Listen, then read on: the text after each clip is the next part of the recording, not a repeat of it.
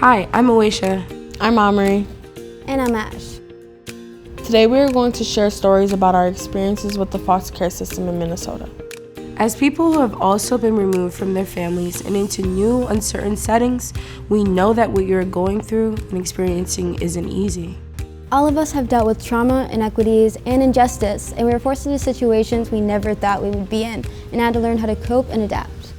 This burden should not be forced on anyone, but we're here to let you know that while it may not seem like it now, you are in control of your future.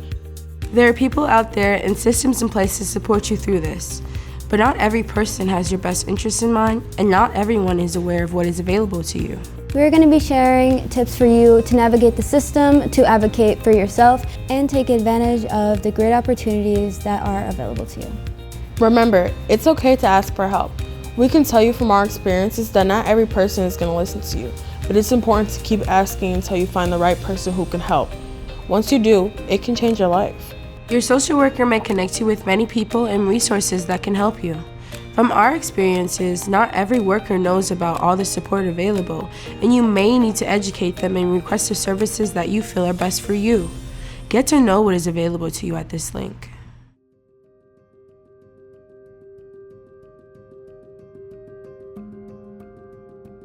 When I first entered the foster care system, I was nervous. I was scared. I was hurt. I had a lot of emotions. I didn't even know how to manage them, so I acted like they weren't there. I didn't really get along with people. I kind of stayed to myself.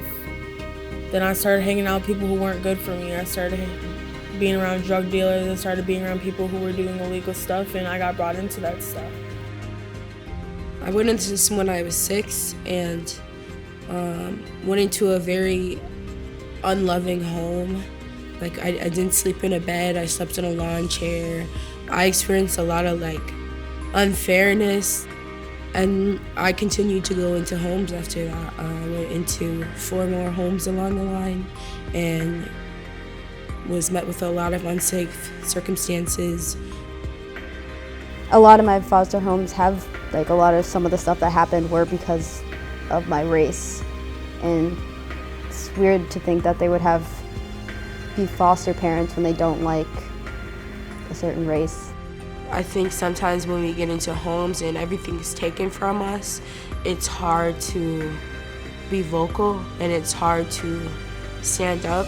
But at the end of the day, you know what's going on, you know what's right or wrong, you know what's scaring you, what's not. You can't move forward, you can't get your needs met if you're not advocating for yourself.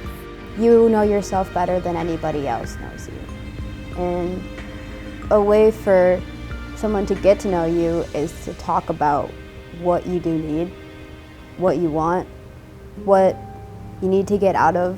Whether it's a neighbor, whether it's a teacher, whether it's a best friend, just letting your story be known. Even though I have had my social worker for the 7 years I've been in the system, I just didn't listen. I, one year out the other, but then once I really started listening to her, then a lot of things started going better than it did before. I've been to so many different places I can't even count.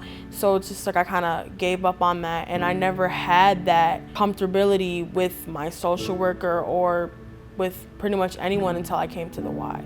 I got to be around people who were just like me. I don't feel uncomfortable here. I don't feel like I'm not where I belong. I feel like this is home.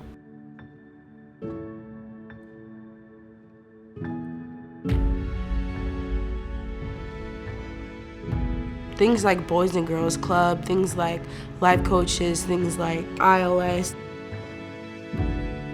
Out of 7 years, this is the first time I've ever had a resource, and I really took advantage of that resource while I could.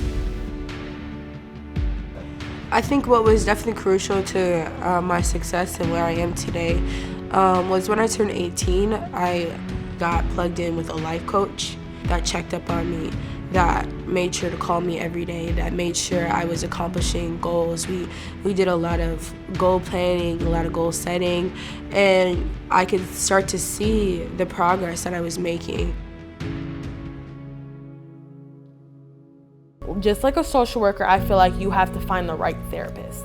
You have to find a therapist you can trust in and confide in. Once I really tapped into like what I was feeling. It's like, yeah, I'm scared, but sometimes especially back then, I didn't want to admit that I was.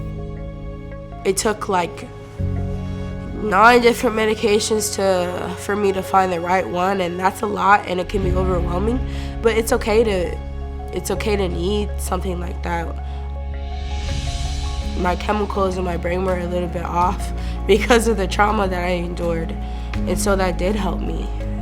My antidepressants did help me, and my therapy did help me, and self-care and DBT and CBT, it did help me. And as a Black person, I know culturally we don't always get help. We don't always know where to look. Having those opportunities, having those people to help you through what you're going through means a lot, and it's important. And you may think like this is one person, but that one person could change everything. Don't give up. Like, that's so much easier said than done, but it's like when you just like lose all hope, that's just when you hit like rock bottom, you know? So it's just like, this is only like a fraction of my life. Like there's so much more out there than what I'm in right now. I've gained so much more hope for kids who are in the system now. It's not your fault. You're not alone, and there's another side. You'll make it out alive, and you'll be okay. Stay true to yourself. Always love yourself, respect yourself, and know that you have a purpose, you have a future, you're lovable, you're capable, and you're worthwhile.